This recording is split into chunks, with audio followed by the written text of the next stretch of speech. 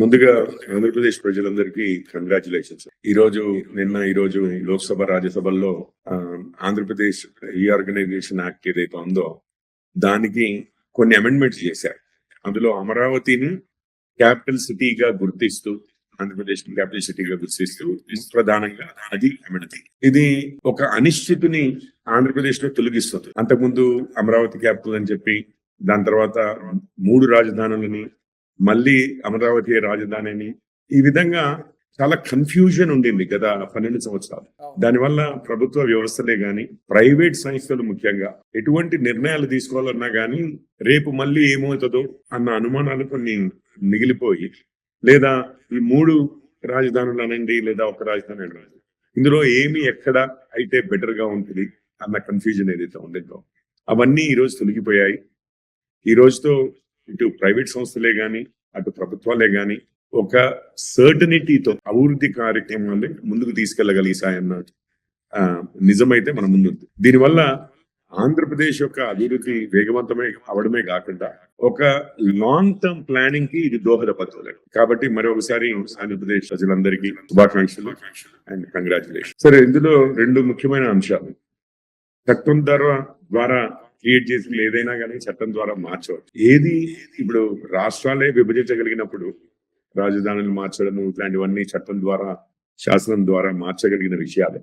కాకపోతే ఇప్పటికే ఆంధ్రప్రదేశ్ ప్రజలు ఒక రాజధాని 3 రాజధానుల మరియు ఒక రాజధాని అనుకుంటూ 12 సంవత్సరాలు ఒక రాజధాని అనేది లేకుండా, అంటే రాజధాని అంటే ఒక ఊరు పేరే కాదు కదండి, ఒక వ్యవస్థ, ఒక ఇన్ఫ్రాస్ట్రక్చర్, ఒక సిటీ, వాళ్ళు గర్వంగా చెప్పుకోగలిగే ఒక సిటీ డెవలప్మెంట్, ఇట్లాంటివన్నీ కలిపి ఇప్పుడు మళ్ళీ ఇంకో 3 సంవత్సరాల తర్వాత, ఇంకో 8 సంవత్సరాల తర్వాత ఇంకెవరైనా అధికారంలోకి వస్తే వారు మళ్ళీ ఇదే ఇష్యూ మీద ప్రజల్లోకి వెళ్ళి గెలవగలరని చెప్పి కూడా నేను అనుకోవట్లేదు. ఇది అనిశ్చితి, అందువల్ల ఆ అనిశ్చితి, ఇది ప్రజాభిప్రాయం వల్ల ఆ అనిశ్చితి ఇప్పటితో ముగుస్తుంది. కావాలంటే వేరే సమస్యలు ఏమైనా తీసుకుని పోరాడతారేమో గానీ ఇదే దాని మీద ఇంకా లిటిగేట్ చేస్తూ ఉంటారు అని చెప్పి ఈ అనిశ్చితి వల్ల జరిగిన నష్టము ప్రజలు గుర్తించిన తర్వాత కూడా మరొకసారి ఆ సాహసం ఎవరైనా రాజకీయ నాయకులు చేయగలుగుతారని చెప్పి నేను అనుకోవట్లేదు. అందువల్ల ఇదే పర్మనెంట్ అని చెప్పి నేను నమ్ముతున్నాను. నేను అమెరికాలో ఉండవచ్చు, అందులో మొదటి రోజు నుంచి కాలిఫోర్నియాలోనే ఉన్నాను. మళ్ళీ ఇండియాకి వచ్చేంత వరకు కూడా కాలిఫోర్నియాలో మోర్ దెన్ దశాబ్దం కాలం పాటు అక్కడ ఉన్నాను, దశాబ్దం కన్నా ఎక్కువ. ఇప్పుడు కాలిఫోర్నియానే తీసుకుంటే మీకు Los Angeles, San Diego, bay area అంటారు, San Francisco bay area and Sacramento. ఈ సాక్రమెంటో అనేది మామూలుగా ఇండియాలో ఎవరు వినుండకపోవచ్చు. శాన్ ఫ్రాన్సిస్కో వినుండొచ్చు, లాస్ ఏంజలస్ వినుండొచ్చు, శాండియాగో వినుండొచ్చు. శాండియాగోలో డిఫెన్స్ ప్రొడక్షన్ కి బాగా ఎక్కువగా మంచి వామ్ బీచెస్ ఉంటాయి, ఆ విధంగా బాగా పాపులర్.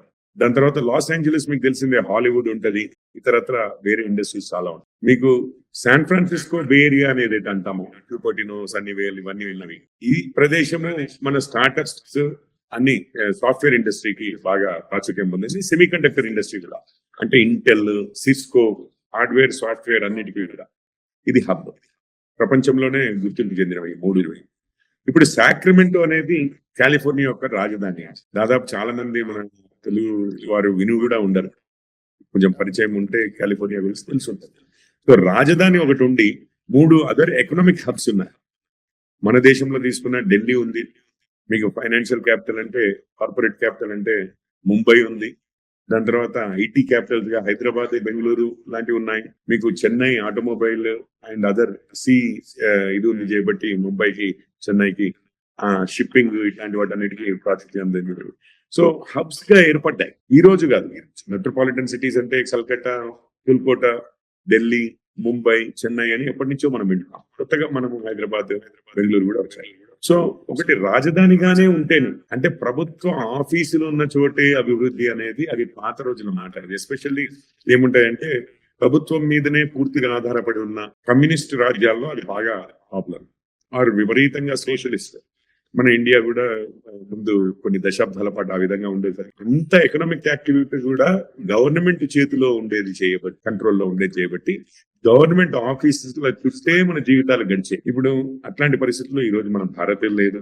అండ్ ప్రపంచంలో ఎన్నో ఉదాహరణలు ఉన్నాయండి. క్యాపిటల్ సిటీకిను అసలు ఎకనామిక్ హబ్స్ కానీ, ఎడ్యుకేషనల్ హబ్స్ కానీ, లేకపోతే క్రియేటివ్ హబ్స్ కానీ, ఇట్లాంటివన్నీ సపరేట్ గా ఎంతో పెద్ద సిటీస్ గా ఏర్పడిన ఎన్నో రాష్ట్రాలు మనం చూస్తాం. సో అందుకని ఆంధ్రప్రదేశ్ లో ఇప్పుడు వైజాగ్ ఉంది, తిరుపతి ఉంది, ఇంకా ఎన్నో మీరు డెవలప్ చేయదలుచుకుంటే అవన్నీ రాజధానిలో భాగంగానే రాజధానిలో ఒక పాక్షిక ముక్కగానే ఉంటేనే గానీ అభివృద్ధి చెందుతాయి అనేది లెక్క లేదు. చరిత్ర వేరు, ఈ రోజు మన ముందున్న ఫ్యూచర్ వేరుగా ఉంది. భారతదేశంలో అయినా కానీ, మన రాష్ట్రాలదైనా కానీ, మన ప్రజలదైనా కానీ. సో అభివృద్ధికి క్యాపిటల్ కి ముడివేసి అట్లాగనుకుంటే 3 బదులు ఇంకా 10 పెట్టుకుంటే ఇంకా ఎక్కువ అనుకోవచ్చు. ఆర్గ్యుమెంట్ ఉంది దానికి కూడా కదా. సో అది కాదని నేను అనుకుంటున్నాను. మన కాలిఫోర్నియా ఎగ్జాంపుల్ తీసుకోండి, ఇండియా ఎగ్జాంపుల్ తీసుకోండి. పరిపాలన వికేంద్రీకరణ ఎట్లాగో జిల్లాల వ్యవస్థ ఉంది, మండలాల వ్యవస్థ ఉంది, పంచాయతీల వ్యవస్థ ఉంది, 3 అంచెల వ్యవస్థ ఉంది, కేంద్రము, రాష్ట్రము,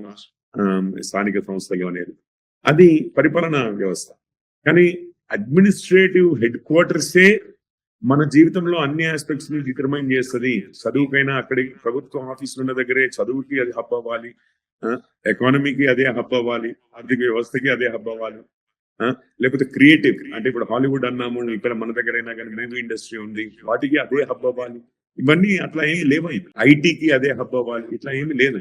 ఇండస్ట్రీకి అదే హబ్ అవ్వాలి. ఇవన్నీ మీరు అన్నట్టుగా ఆర్థిక వ్యవస్థ వికేంద్రీకరణ, ఉద్యోగ అవకాశాల వికేంద్రీకరణ జరగాలి. అంతేగాని ప్రభుత్వమే ఇప్పుడు బిగ్గెస్ట్ ఎంప్లాయర్ కూడా కాదు ప్రభుత్వం అసలు. యాక్చువల్ నిజం చెప్పాలంటే మరొకసారి మన ఆంధ్ర అన్నలకు, తమ్ముళ్లకు, అక్కలకు, చెల్లెళ్లకు శుభాకాంక్షలు. ఈ వీడియో మీకు నచ్చినట్టయితే లైక్ చేయండి, 10 మందికి షేర్ చేయండి. అలాగే కామెంట్ల రూపంలో మీ అభిప్రాయాలను మాతో పంచుకోండి. Nationalist hub group of channels ను సబ్స్క్రైబ్ చేసుకుని తెలుగునాట జాతీయవాద జర్నలిజాన్ని ప్రోత్సహించండి. ఈ వీడియో కింద ఉన్న బెల్ ఐకాన్ పై క్లిక్ చేయడం మర్చిపోవద్దు.